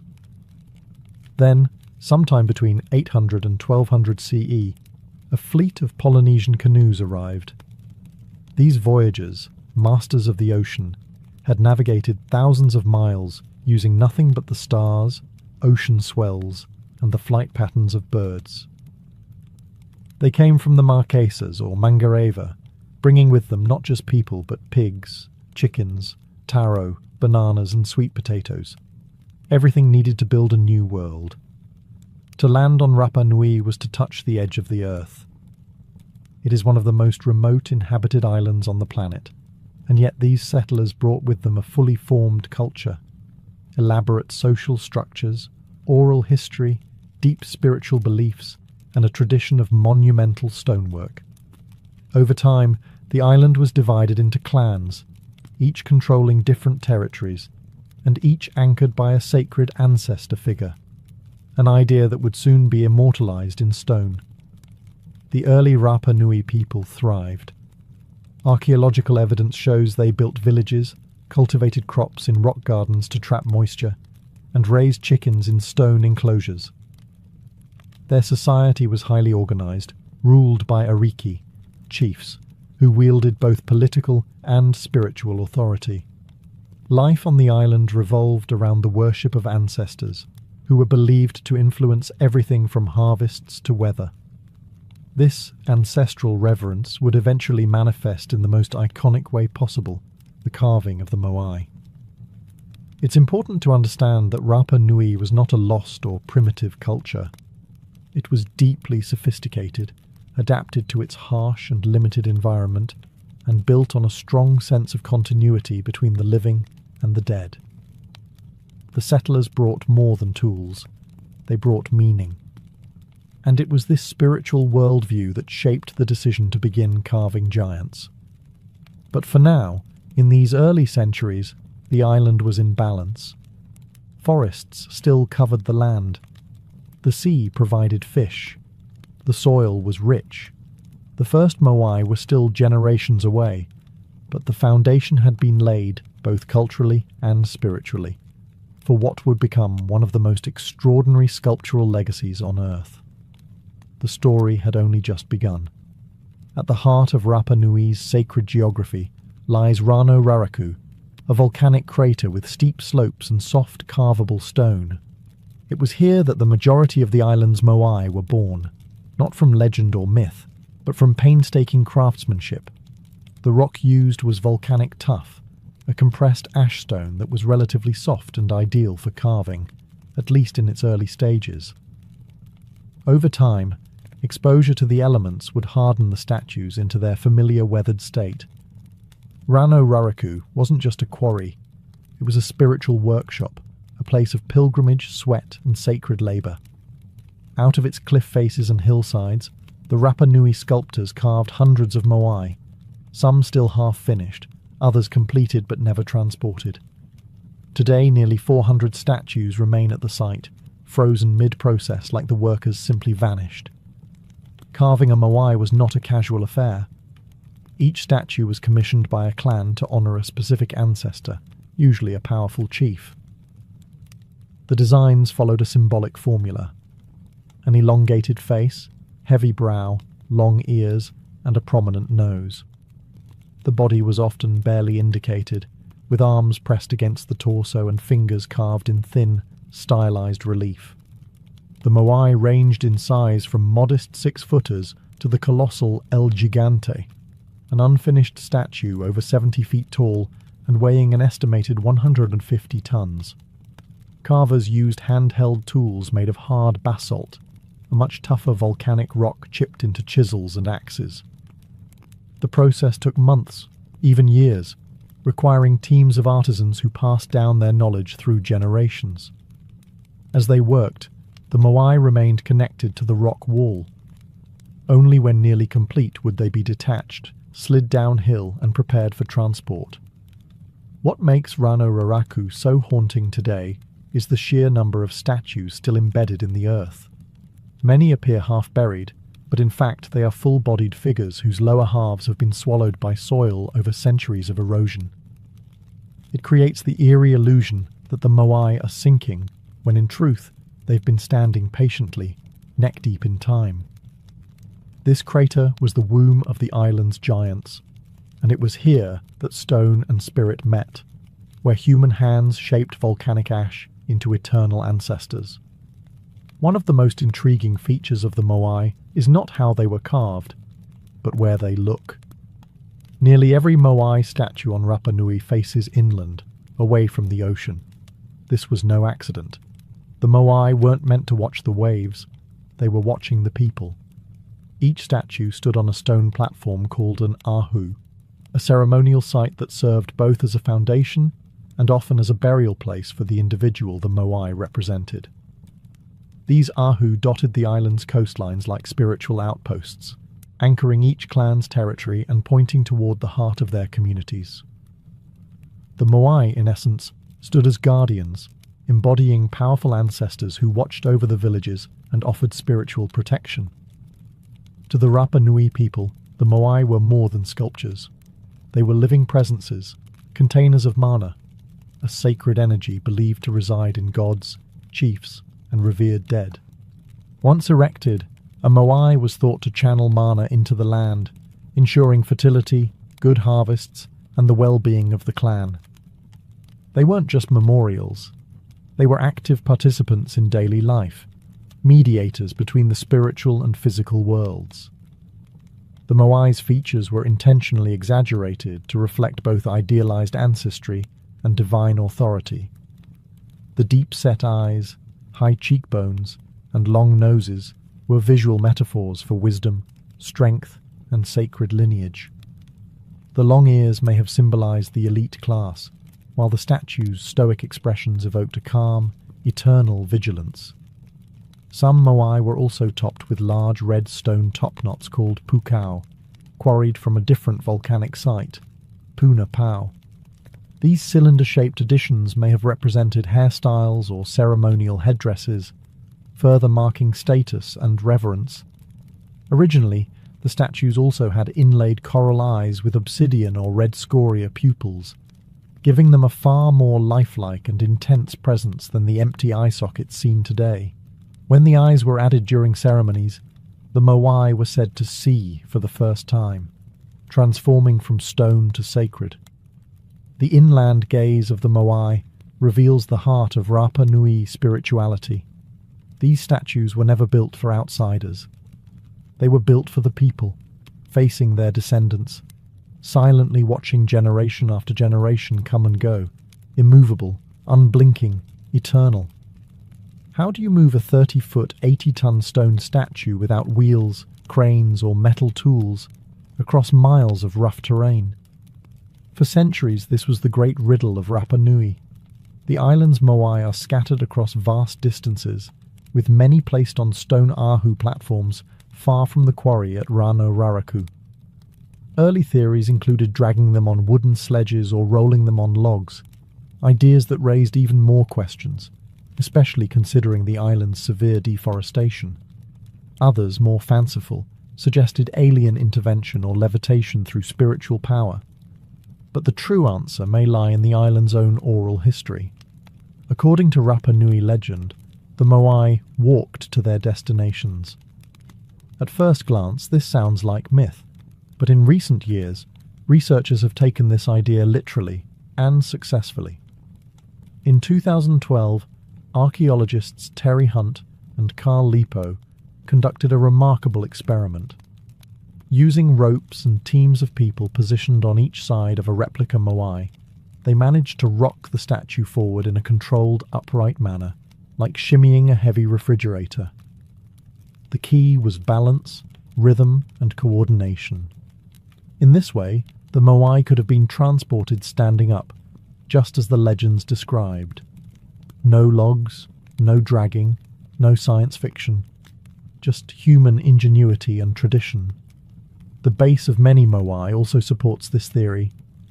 They have curved bottoms, flat in back, rounded in front, suggesting they were designed to tilt and pivot forward, not lie down.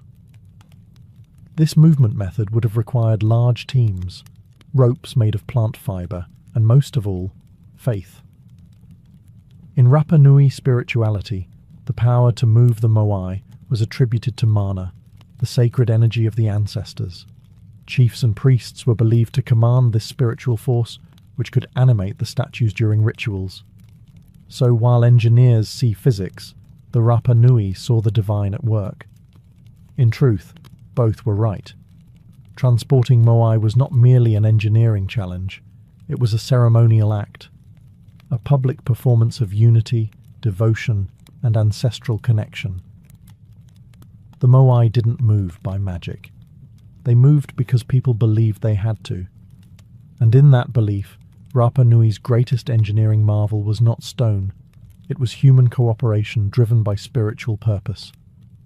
As centuries passed, the building of Moai didn't slow down, it accelerated. The early harmony of Rapa Nui's clans gave way to increasing rivalry, as each group sought to honour its ancestors with larger, more imposing statues. What began as spiritual tribute gradually evolved into a competitive tradition of monumental pride. Clans vied for dominance not through warfare, but through stone craftsmanship. Bigger Moai meant more mana, more prestige, and a stronger claim to ancestral power. Each clan sought to outdo the others, erecting taller statues, adding new features, and developing more elaborate ceremonial platforms. The race wasn't just about size, it was about spiritual superiority. This competition led to significant innovations. The introduction of pukao, large red stone top-knots carved from the volcanic stone at Puna Pau, added both height and symbolic weight. These top-knots, some weighing up to 12 tons, may have represented hairstyles worn by high-ranking chiefs or sacred headdresses, visual reminders of divine favour. Moai design also evolved. Early statues were relatively short and wide, but over time they grew slimmer, more angular, and dramatically taller. Some of the later Moai exceeded 30 feet in height, towering over villages like ancestral titans. But this escalation came at a cost. To support the growing construction efforts, the island's forests were cut down, timber possibly used for food cultivation, fuel, building canoes, and, according to older theories, statue transportation. As tree cover vanished, soil erosion worsened, agricultural yields declined, and freshwater sources became harder to manage. The very resources that supported the Moai culture were slowly being exhausted, and yet the people didn't stop. Instead, they carved more statues, larger ones. They dug deeper into spiritual traditions, hoping the ancestors would restore balance. But the balance was already tipping. As the island's ecology deteriorated, tensions between clans began to simmer. Competition turned to resentment. The collaborative spirit that had once moved giants was cracking under the strain of survival. The golden age of Moai building had become a burden, but to stop building was unthinkable. The Moai were more than symbols. They were the heartbeat of Rapa Nui's identity. So the islanders continued, carving devotion from stone, even as the earth beneath them thinned. A spiritual arms race was underway, and no one could afford to lose. By the 17th century, the unthinkable had happened. Rapa Nui was unraveling. The very system that had once unified the island, ancestor worship through Moai construction, had pushed its resources to the breaking point. The forests were gone. Without trees, there were no canoes for deep-sea fishing, no wood to build or cook, and no shelter from the island's harsh sun and winds. The rich volcanic soil, once protected by roots and shade, had eroded. Crops withered. Fresh water became scarce. And yet, even as survival became difficult, the statues kept coming. Larger, more elaborate, more demanding of labour. The spiritual engine of the island had no brakes, but soon the people did something drastic. They stopped erecting the Moai. Some statues were abandoned mid-transport, left lying along ancient roads like forgotten giants. Others were half-finished at the quarry, their chisels frozen in time. The spiritual arms race had reached its limit. The ancestors could no longer provide what the earth could not sustain. Then came the topplings. Archaeological evidence shows that, beginning in the late 1600s, Moai across the island were deliberately pushed over, their necks snapped, their faces shattered. This wasn't the work of nature, it was human conflict. Clans began warring over land, water, and prestige. The very statues that once embodied unity became targets of revenge and rage. Oral traditions describe this period as the rise of the Huri Moai, the time of statue toppling. With faith in the Moai system collapsing, power shifted toward a new spiritual political order.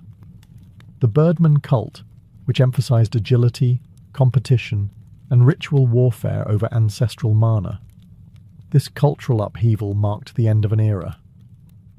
By the time the first European visitors arrived in 1722, they found an island society vastly different from the one that had carved the Moai. None of the statues were standing on their platforms. The once vibrant spiritual system was broken, and the people were struggling to survive in a deforested, divided land. The downfall of Rapa Nui wasn't caused by a single event. It was a slow-motion collapse, triggered by environmental exhaustion, social competition, and a spiritual system that couldn't adapt quickly enough. What remained were toppled gods in stone, staring up at the sky, as if asking how it all went wrong. When Dutch explorer Jacob Roggeveen arrived on Easter Sunday in 1722, he found a society that had already endured collapse. The Moai stood toppled. The forests were gone. The Rapa Nui people were few in number, thin, wary, and weathered by generations of hardship. Roggeveen's men noted the statues and the barren landscape, but failed to understand the civilization that had created them. And then the outsiders kept coming. Over the next 2 centuries, European contact brought devastation to Rapa Nui. Whalers, missionaries, traders, and slavers arrived, each leaving their own mark, and most of them erasing more than they recorded. In 1862, Peruvian slave raiders kidnapped nearly 1,500 Rapa Nui people, including the high chiefs, and scribes. Only a handful ever returned. Along with them came smallpox, which spread like fire among the survivors. Worse still was the arrival of Christian missionaries who sought to civilize the islanders. They banned traditional rituals, destroyed sacred carvings, and forced conversions, often replacing Moai-centered spiritual life with imported European practices. The oral traditions that had preserved the island's history for centuries were suppressed, and a written language, Rongorongo, possibly the only indigenous script in Oceania, was all but lost. By the late 19th century, the island's population had fallen to just over 100 people. Colonial powers carved up Rapa Nui's land and leased it as sheep pasture, fencing off ancestral sites and confining the Rapa Nui people to a small corner of the island. Even their ability to access the Moai was restricted. The statues, once living symbols of family and power, became silent monuments, neglected, looted, or treated as curiosities for foreign explorers and collectors. European archaeologists removed statues, ceremonial items, and even human remains, shipping them to museums in London, Paris, and Santiago. Some Moai were cut at the base and taken whole, now displayed thousands of miles from their sacred homes. The island had become a case study in cultural erasure, but the Rapa Nui people never forgot who they were. Even in forced silence, they carried the memory of the Moai. The traditions endured, hidden, whispered, passed down in fragments, and slowly, over the centuries, the people would begin to reclaim the stories carved in stone. But first, the world had to learn to listen. In the 20th and 21st centuries, Rapa Nui began a slow but determined process of cultural revival and reclamation. The Moai, once toppled and buried by time, conflict, and neglect, were gradually raised again, this time not just as monuments of the past, but as symbols of resilience. In the 1950s, famed Norwegian explorer Thor Heyerdahl brought international attention to Easter Island.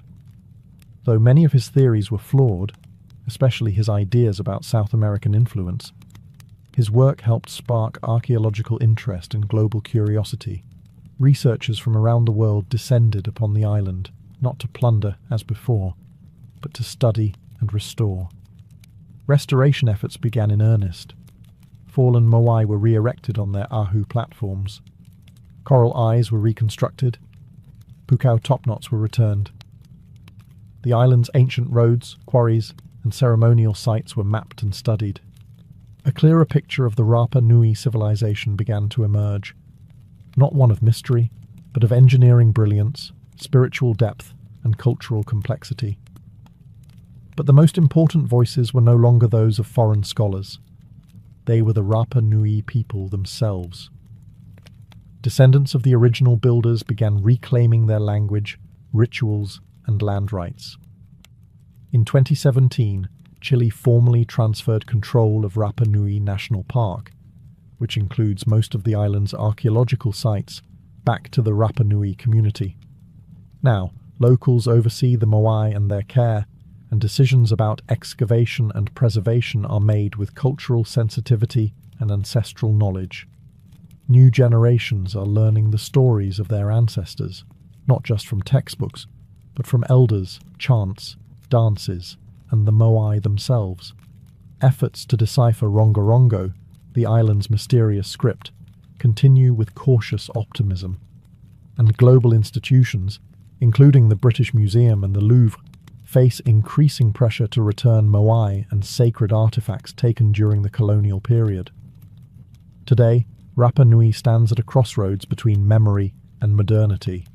Tourists arrive in waves, and economic development brings both opportunity and risk. Yet the people continue to protect their heritage, not as a frozen relic, but as a living tradition. The Moai no longer serve as silent guardians over a lost world. They now bear witness to survival, to a culture that endured collapse, colonization, and erasure, and still found a way to rise again. Stone cracked, forests burned, voices silenced, but the ancestors still stand.